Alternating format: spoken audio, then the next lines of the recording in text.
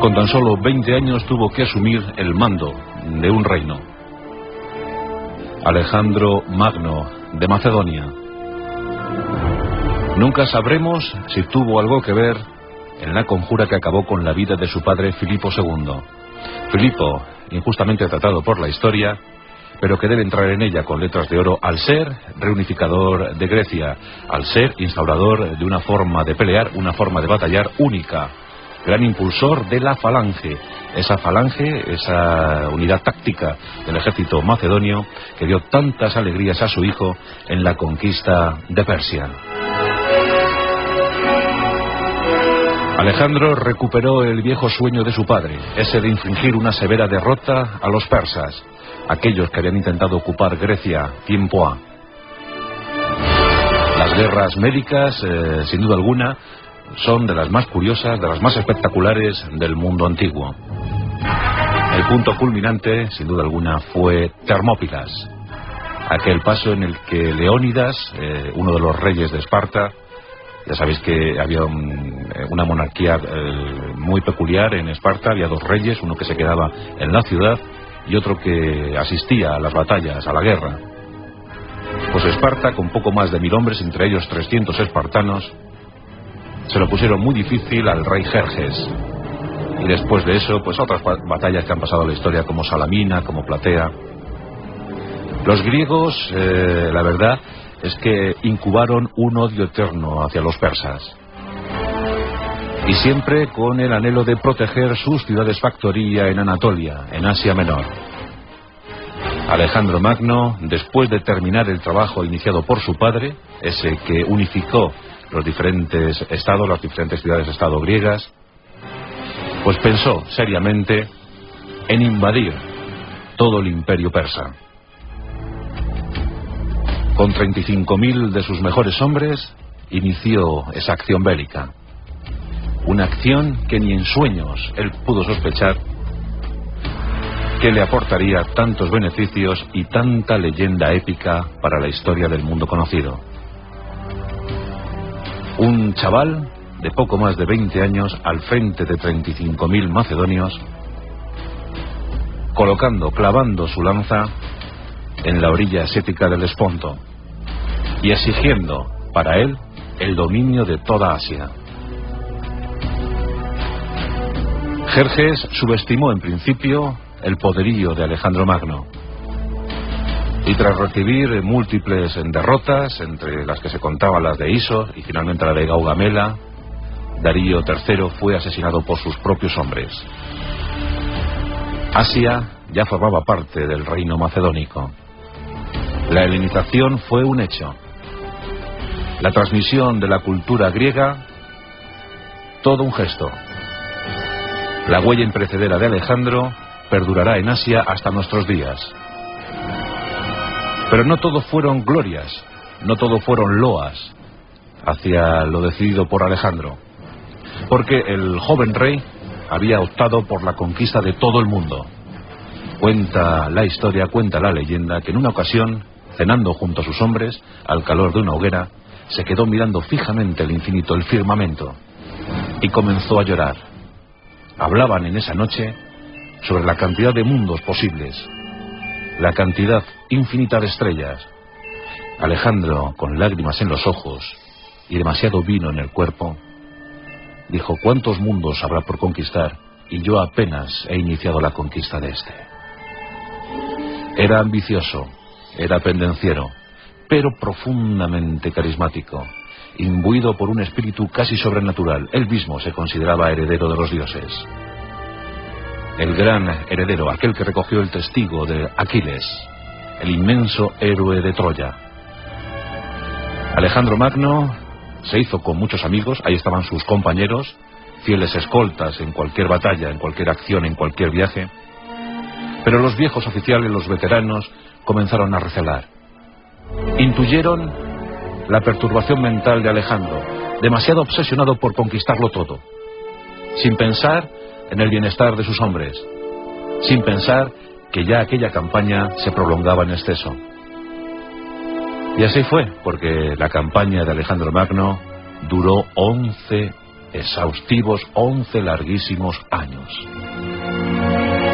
Y no pocos oficiales murmuraron, no pocos hombres se inclinaron por la sedición, por abandonar a su jefe. Entre ellos Parmenión. Pero Parmenión, que había sido un hombre fiel, un hombre aliado, un hombre inquebrantable, siempre al lado de Filipo II de Macedonia, había decidido seguir los pasos del nuevo rey, de Alejandro, y junto a él había batallado.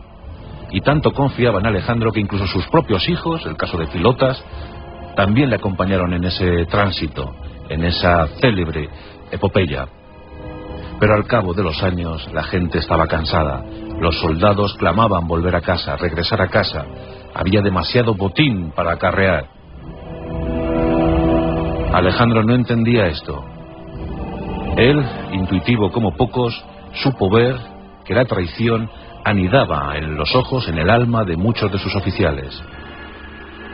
Y en consecuencia, convencido de su sitio en el destino de la humanidad, convencido que a él, tan solo a él, le pertenecía un lugar de privilegio en la galería de los héroes de la humanidad, llegó incluso a justiciar por su mano a hermanos de leche como Clito. Clito, que le había salvado la vida en el río Gránico, pues finalmente murió a manos de Alejandro Magno, muy alterado ya, muy perturbado ya. Filotas, el hijo de Parmenión, formó parte de una conjura y Alejandro Magno se enteró de ella. Y en lugar de perdonar, como hubiese correspondido a un gran líder, a un gran jefe, pues quiso dar escarmiento público y mandó a justiciar a Filotas y al propio Parmenión. Algo terrible. Parmenión, que también había servido a Alejandro, tan eficaz en el manejo de las tropas. Siempre Parmenión había aguantado la línea central del ejército macedonio. Buena parte de las victorias para Alejandro Magno se debieron a la acción decisiva de Parmenión. Sabía cómo hablar a sus hombres, Parmenión. Sabía cómo hacerles aguantar el envite del enemigo. Pero eso no fue obstáculo, eso no sirvió para que Alejandro le perdonara y le mandó a justiciar. En el año 323 a.C., Alejandro Magno cayó enfermo. Se encontraba en Babilonia. Había tenido que regresar desde la India en una penosa marcha, durante la cual había perdido buena parte de su ejército. Todos, y digo bien, todos estaban hartos de Alejandro Magno. Tan solo algunos permanecían fieles a su lado. Fue el caso de Ptolomeo, amigo personal, biógrafo y futuro heredero de Egipto. Ptolomeo fue cronista de aquella epopeya. Pero Alejandro se había quedado casi solo.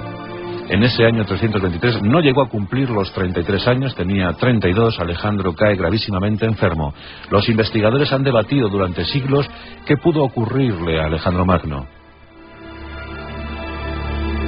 Unos piensan que contrajo la malaria en Babilonia, y eso fue la causa real de la muerte.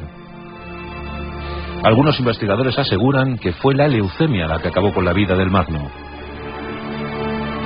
Pero hoy en día la mayoría de investigadores de exégetas sospecha en firme que lo que realmente acabó con la vida de Alejandro Magno, de Alejandro el Grande, fue una conjura. Y piensan que sus oficiales más allegados se reunieron unos días antes para decidir el envenenamiento del Magno. Lo cierto es que con 32 años murió uno de los personajes clave del mundo antiguo y de toda la historia universal, y que hoy en día todavía seguimos debatiendo sobre la causa real de su muerte: envenenamiento a cargo de sus oficiales, la malaria o la enfermedad, la leucemia. Nunca lo sabremos, y eso sigue abonando su leyenda.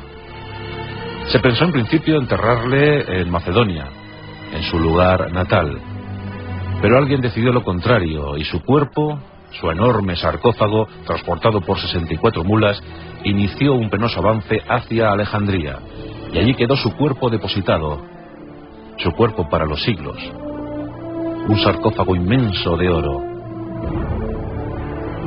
unos mármoles, unas lápidas que reflejaban los principales hechos acontecidos en la vida de Alejandro Magno. Aquel sarcófago quedó depositado en Alejandría, custodiado por los Ptolomeos. Dicen que la propia Cleopatra, la última del linaje, fundió el oro del sarcófago para su guerra contra Octavio Augusto, y que depositó ese cuerpo, el cuerpo embalsamado de Alejandro Magno, en el sarcófago de un faraón. Eso cuenta la leyenda. Lo cierto es que se le pierde la pista en el siglo IV después de Cristo, al cuerpo de Alejandro. Algunos afirmarían que el propio Napoleón Bonaparte llegó a tocar el cuerpo de Alejandro. Sí, Napoleón Bonaparte, aquel que pasó una noche en la pirámide de Keops, como lo hizo Alejandro Magno. Otra historia muy curiosa y sacada a la luz hace muy poquito nos hablaría de una especie de confabulación que acabó con el cuerpo de Alejandro Magno, nada más y nada menos, y aquí agarraos, en la Basílica de San Marcos en Venecia. Que el cuerpo que se haya sepultado en esa basílica es el de Alejandro Magno. Bueno, en esa plaza, donde se produce un fenómeno muy curioso, el de la Aqua Alta, en esa plaza Napoleón Bonaparte, expoliador de Venecia, llegó a afirmar que era el salón de baile más hermoso de toda Europa. Aquí tenemos de nuevo a Napoleón Bonaparte, muy cerquita del presunto yacimiento donde mora el sueño eterno Alejandro Magno.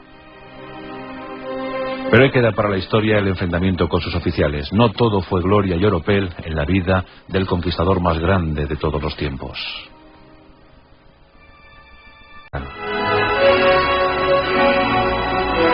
Alejandro recuperó el viejo sueño de su padre, ese de infligir una severa derrota a los persas, aquellos que habían intentado ocupar Grecia tiempo A.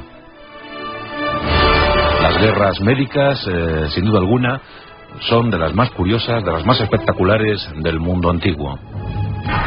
El punto culminante, sin duda alguna, fue Termópilas, aquel paso en el que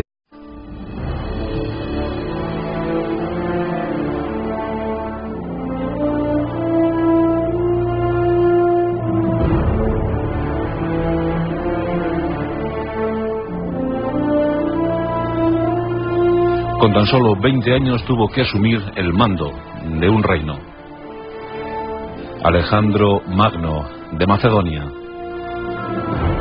Nunca sabremos de Leónidas, uno de los reyes de Esparta. Ya sabéis que había una monarquía muy peculiar en Esparta. Había dos reyes, uno que se quedaba en la ciudad y otro que asistía a las batallas, a la guerra. Pues Esparta, con poco más de 1000 hombres, entre ellos 300 espartanos, se lo pusieron muy difícil al rey Jerjes. Y después de eso, pues otras batallas que han pasado a la historia, como Salamina, como Platea. Los griegos, la verdad, es que incubaron un odio eterno hacia los persas. Y siempre con el anhelo de proteger sus ciudades factoría en Anatolia, en Asia Menor. Alejandro Magno, después de terminar el trabajo iniciado por su padre, ese que unificó los diferentes estados, las diferentes ciudades-estado griegas, pues pensó seriamente si tuvo algo que ver en la conjura que acabó con la vida de su padre Filipo II. Filipo, injustamente tratado por la historia, pero que debe entrar en ella con letras de oro al ser reunificador de Grecia, al ser instaurador de una forma de pelear, una forma de batallar única, gran impulsor de la falange, esa unidad táctica del ejército macedonio que dio tantas alegrías a su hijo en la conquista de Persia.